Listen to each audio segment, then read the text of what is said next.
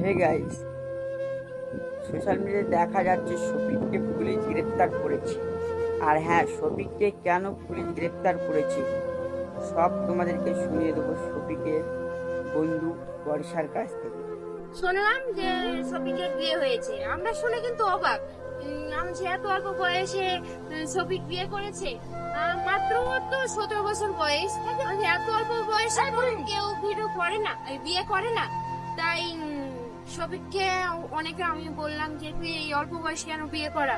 তো ছেলেদের তো মিনিমাম 21 থেকে 22 বয়সের ছেলেদের বিয়ে করা উচিত।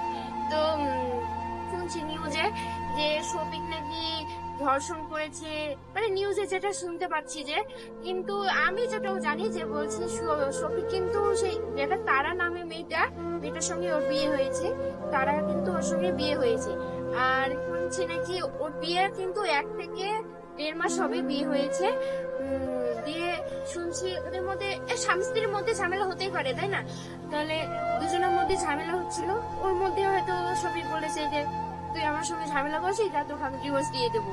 তখন তারা বলছে তুই আমাকে ডিভোর্স দিয়ে দিবি। তখন ওর মা বাবা আমাকে জানায়, দিয়ে ওর মা বাবা আবার থানায় গিয়ে কেস করে। মানে যেটুক আমি জানি সেটুক বলছি। এর কারণেই ওকে ধরে নিয়ে।